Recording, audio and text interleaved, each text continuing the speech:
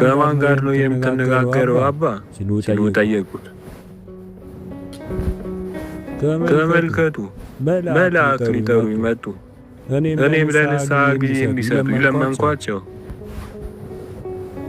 እነዛም አባቶች አባ ንስሐ መግባት አያስፈልግም፣ እርሱ ግን እንደ እውነቱ ከሆነ መንፈሳዊ ሕይወትን ገና አልጀመርኩትም አለና መለሰላቸው። በዚህ ሁኔታ ከፍጹምነት ማዕረግ መድረሱን ተረዱ። ወዲያው ገጹ እንደ ፀሐይ አንጸባረቀና ተመልከቱ ጌታችን ወደ እኔ መጣና ከበረሃ ውስጥ የተቀደሰውን ንዋይ አምጡልኝ አለ። እንዲህ ብሎ ሲናገር ቤቱ በብርሃን ተሞላ፣ መልካም መዓዛም አወደው። ሊቀ ጳጳሳት አባ አትናቴዎስ አባ ፓምቦስ ወደ እስክንድርያ ይመጣ ዘንድ ለመነው። አባ ፓምቦስ ወደ እስክንድርያ በወረደ ጊዜ አንዲት ዳንሰኛ ተመለከተና አቁሞ አለቀሰ። በዛ የነበሩት ሁሉ ለምን እንደሚያለቅስ ጠየቁት። ያስለቀሱን ሁለት ነገሮች ናቸው። አንዱ የዚህ ሴት ነፍስ መጥፋት ሲሆን፣ ሁለተኛው ደግሞ ይህች ሴት ታዳሚዎቿን የምታስደስተውን ያህል እኔ ፈጣሪን አለማስደሰቴ ነው አላቸው። መነኩሴ መልበስ ያለበት ልብስ ከባቱ አውጥቶ ሲወረውረው እስከ 3 ቀን ድረስ ማንም ወጥቶ ሊሰርቀው የማይችለውን ልብስ ነው። ልብ ካለ ትድናለህ።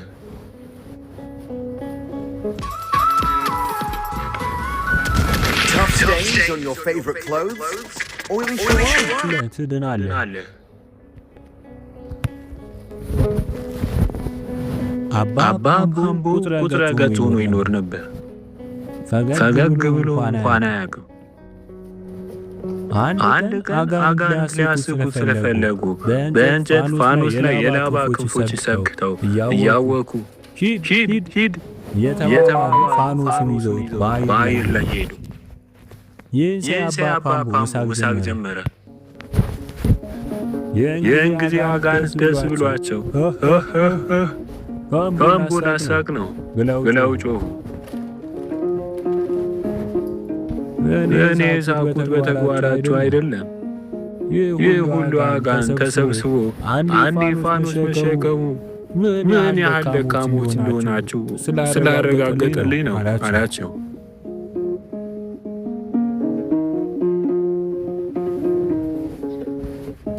አባ ቢሆን የሚመገበው እየሄደ ነው።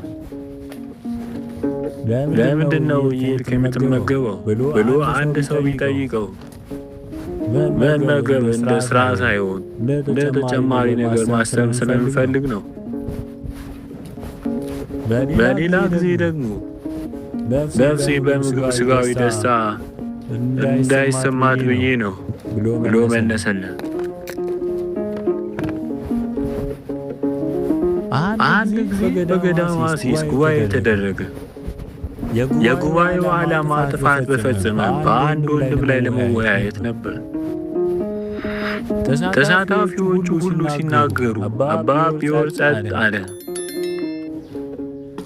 በመጨረሻም ወጥቶ ሄደና በእጁን እያሞሩ አሸዋ ሞልቶ በትከሻው በትንሽ ከረጢት ደግሞ ጥቂት አሸዋ ጨምሮ በፊት ለፊቱ ተሸክሞ መጣ።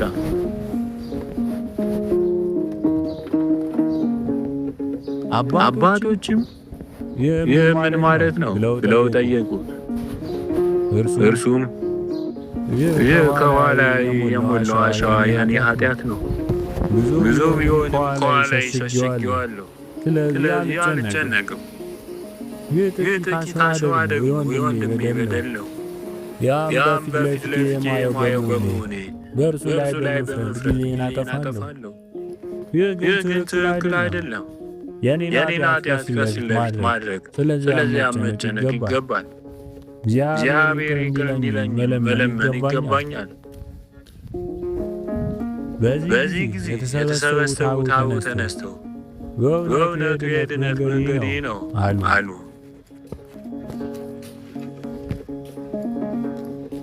አባ ጳውሊ መፍቀሬ ትሕትና የአባ እንጦንስ ደቀ መዝሙር የነበረው አባ ጳውሊ የሚከተለውን ታሪክ ተናገረ። አንድ ጊዜ አንድ ገዳም ለመጎብኘት ሄደ። ከጉባኤ በኋላ ወንድሞቹ ለጸሎት ወደ ቤተክርስቲያን ገቡ። አባ ጳውሊ ከውጭ ወደ ቤተክርስቲያን የሚገቡትን ይመለከት ነበር። ጌታ የእያንዳንዱ ሰው ልቦና የማወቅ ጸጋ ሰጥቶት ነበር። እኛ የሰው ፊት የምናየውን ያህል እርሱ የሰዎችን ጽድቅና ኃጢአት ተገልጦ ይታየው ነበር። የሁሉም ፊታቸው አብርቶ ወደ ቤተክርስቲያን ሲገቡ ጠባቂ መልአካቸው በእነርሱ ይደሰት ነበር። በዚህ መሃል አንድ ወንድም ጨለማ ለብሶ ጨለማ ተጎናጽፎ አየው። አጋንንት በዙሪያው ከበውታል። ሁሉም ይጫኑት ነበር። አፍንጫውን ሰንገው ወደ ራሳቸው ይጎትቱት ነበር።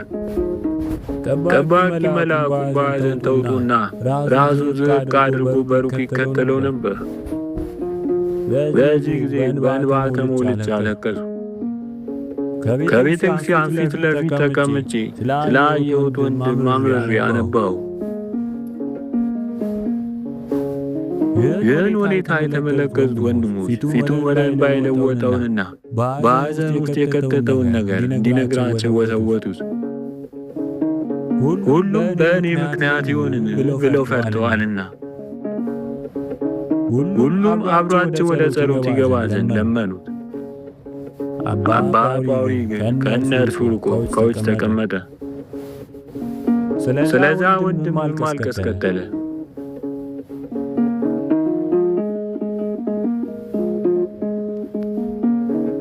ጸሎቱ እንዳለቀ የገቡት ሁሉ ሲወጡ በምን ሁኔታ እንደተመለሱ አባ ጳውሊ ሁሉንም መመርመር ጀመረ።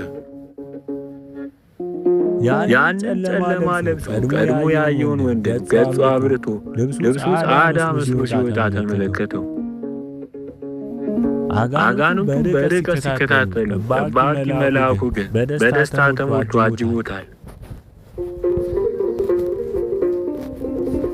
አባ ጳውሊ በደስታ ዘሎ ጮኸ። እግዚአብሔር ነው፣ የእግዚአብሔር ፍቅር ርኅራኄ ብሎ አመሰገነና ከፍ ወዳለ ስፍራ እየሮጠ ሄደ። በታላቅ ድምፅ ኑ የእግዚአብሔር ድንቅ ሥራ እዩ፣ እንዴት ኃይለኛና አስደናቂ እንደሆነ። ሰው ሁሉ ይድን ዘንድ እንዳይፈልጉና እዩ። ኑ ወደ እውነተኛው እውቀት ኑ፣ ከእግሩ ስር ወድቀን ኃጢአትን ማስወገድ የምትችል አንተ ብቻ ነህ እንበለው እያለ ጮኹ ተናገረ።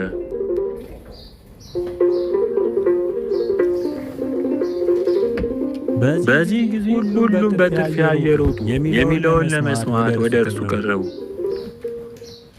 ሁሉም በተሰበሰቡ ጊዜ ወደ ቤተ ክርስቲያን ሲገቡ ያየውንና ከጸሎት በኋላም የተፈጸመውን ነገራቸው። ያንን ወንድም ጠርቶ እግዚአብሔር እንዲህ ያለውን ለውጥ በእርሱ ላይ ያመጣበትን ምክንያት እንዲነግራቸው ጠየቀው። ያም ወንድም የሆነውን ነገር በሁሉ ፊት መግለጽ ጀመረ። እኔ ኃጢአተኛ ሰው ነኝ። ለብዙ ጊዜ በዝሙት ውስጥ ኖር ነበር። ዛሬ ወደ ቤተክርስቲያን ስገባ የነቢየ ኢሳይያስ መጽሐፍ ሲነበብ ሰማሁ። ታጠቡ፣ ሰውነታችሁን አንጹ፣ የሥራችሁን ክፋት ከዓይኔ ፊት አስወግዱ፣ ክፉ ማድረግን ተዉ፣ መልካም መሥራትን ተማሩ፣ ፍርድን ፈልጉ፣ የተገፋውን አድኑ፣ ለድሃ አደጉ ፍረዱለት፣ ስለ መበለቲቱም ተሟገቱ። ኑና እንዋቀስ ይላል እግዚአብሔር። ኃጢአታችሁ እንዳለ ላብ ትጠቁር፣ እንደ አመዳይ ትነጻለች፣ እንደ ደም ብትቀላ እንደ ባዘቶ ትጠራለች። እሺ ብትሉ ብትታዘዙ የምድርን በረከት ትበላላችሁ። ኢሳይያስ ምዕራፍ 1 ቁጥር 16-19። በዚህ ጊዜ እኔ ዘማዊው በዚህ ቃል የተነሳ ተጸጸትኩ። በልቤ ማሰምቼ ጌታ ሆይ ወደ ምድር የመጣው አዳንን ለማዳን ነው። በነቢይ ቃል ያወጅከውን በእኔ ፈጽመው። እኔ በደለኛና ዋጋ አልባ ነኝና ብዬ ተናገሩ። ከአሁን ጀምሮ በልቤ ቆርጫለሁ፣ በንጹሕ ልቦና አገለግለዋለሁ። ጌታ ሆይ ከአሁን ሰዓት ጀምሮ ተቀበለኝ። ንስሐ ገብቼ በእግርህ ስር ወድቄአለሁና ለወደፊቱ ከክፋት ሁሉ ለመራቅ እሻለሁና። ይህንን ብዬ ከቤተ ክርስቲያን ወጣሁ። በዚህ ጊዜ ሁሉም አንድ ሆነው አቤቱ ሥራህ እጅግ ብዙ ነው፣ ሁሉም በጥበብ አደረግህ እያሉ እግዚአብሔርን አመሰገኑት።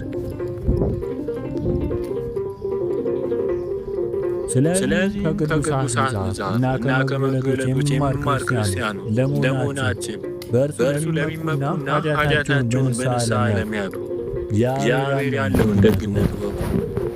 ስለዚህ ለመዳን ተስፋ አንቁረጥ። በእውነት በነቢዩ ኢሳይያስ እንደታወጀው እግዚአብሔር በኃጢአት ያደፉትን ያነጻቸዋል፣ እንደ ባዘቶና እንደ በረዶ ነጭ ያደርጋቸዋል። የሰማያዊቱን የኢየሩሳሌም ጌቶች ይሸልማቸዋል። በነቢዩ በሕዝቅኤል የሟቹን ሞት አልወድም፣ የሟቹን ሞት አልፈቅድምና ይላል እግዚአብሔር። ተመልሳችሁ በሕይወት ኑሩ።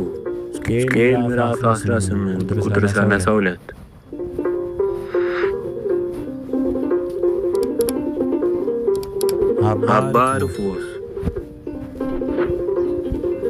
አባ ሩፎስ እንዲህ አለ። አንድ አባት እንዲህ ነገረኝ። በሰማይ 4 ደረጃዎችን አየሁ። በመጀመሪያው እርከን ፈጣሪውን ሳያማርር የሚያመሰግን በሽተኛ አየሁ። በሁለተኛው እንግዶችን በፍቅር የሚቀበል ሰውን ተመለከቱ። በሦስተኛው ማንንም ሳያይ በበረሃ የሚያቋርጥ ሰው አየሁ። በአራተኛው ደግሞ ለአባቱ የሚታዘዝና ስለ ጌታ ብሎ የተባለውን ሁሉ የሚፈጽም ሰው አየሁ። በመታዘዝ የሚኖረው የወርቅ ሐብል አስሮ የወርቅ ጋሻ ታጥቆ ከሁሉም የበለጠ ክብር ተጎናጽፎ አየሁት። ይመራኝ የነበረው ይህ አራተኛው ከሁሉ የበለጠ ክብር ለምን ተሰጠው ብዬ ጠየቅኩት። በእርሱ እንግዳ የሚቀበል ሰው በራሱ ፈቃድ የሚሠራ ነው። ታዛዡ የራሱ ፍላጎት ሁሉ ትቶ በእግዚአብሔርና በመንፈሳዊ አባቱ ታምኖ ይኖራል አለኝ። ይህን የመሰለ የላቀ ክብር ያገኘው በዚህ የተነሳ ነው ሲል መለሰልኝ። ልጄ ሆይ ተመልከት፣ ለክርስቶስ ሲባል የሚፈጸም ከሆነ መታዘዝ እንዴት ታላቅ ነገር መሰለ! እናንተ የዚህን በጎ ምግባር ገጽታዎች በመጠኑ ተገንዝባችኋል። መታዘዝ ሆይ የታማኞች መዳኛ፣ መታዘዝ ሆይ የበጎ ምግባሮች ሁሉ እናት፣ መታዘዝ ሆይ የመንግሥተ ሰማያት መገለጫ፣ መታዘዝ ሆይ የመንግሥተ ሰማያት መክፈቻና የሰው ልጅ ከምድር ወደዚያ እንዲያደርግ የምታስችው፣ መታዘዝ ሆይ የቅዱሳን ሁሉ ምግብ፣ ለሚጠቡሽ ወተታቸው ቅዱሳን በአንቺ ፍጹማን ሆኑ፣ መታዘዝ ሆይ የመላእክት ወዳጅ።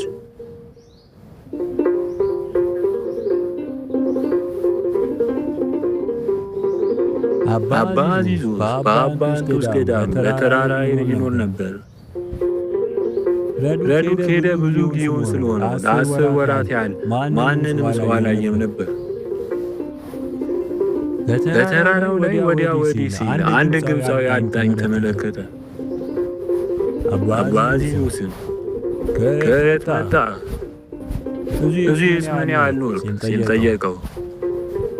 አዳኙ እኔ በዚህ ቦታ 11 ወር ሆኖኛል፣ ነገር ግን ካንተ በቀር ማንንም አላየሁም። በዚህ ጊዜ ይህን ሲሰማ ወደ በዓቱ ገብቶ ደረቱን እየነቃ አዚዞስ ሆይ ተመልከት፣ አንተ ልዩ የሆነ ነገር የሠራ መስሎሃል፣ ነገር ግን ገና ከዚህ አዳኝ ጋር እንኳን መስተካከል አልቻልክም።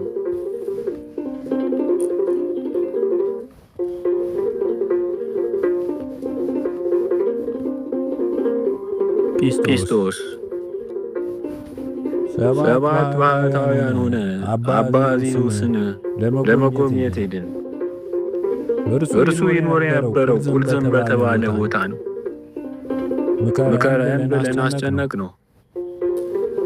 እርሱ ግን ይቅር በሉኝ እኔ መሃይም ሰው ነኝ። ነገር ግን ከአባ ኡርና ከአባ አጥሬ ጋር ኖሬአለሁ። አባ ኡር ለ18 ዓመታት ታማሚ ነበር። በፊቱ ዘግቼ እባክህ ምከረኝ አልኩት። አባ ኡር ምን ልንገርህ፣ ሂድና መልካም መስሎ የታየህን አድርግ። ራሱን ወደሚወቅስ እና በሁሉም ነገር ራሱን ወደሚቀጣ ሰው እግዚአብሔር ይመጣል አለኝ። አባ ኡርና አባ አጥሬ ከአንድ አካባቢ የመጡ ሰዎች አልነበሩ። ነገር ግን እስከ ዕለተ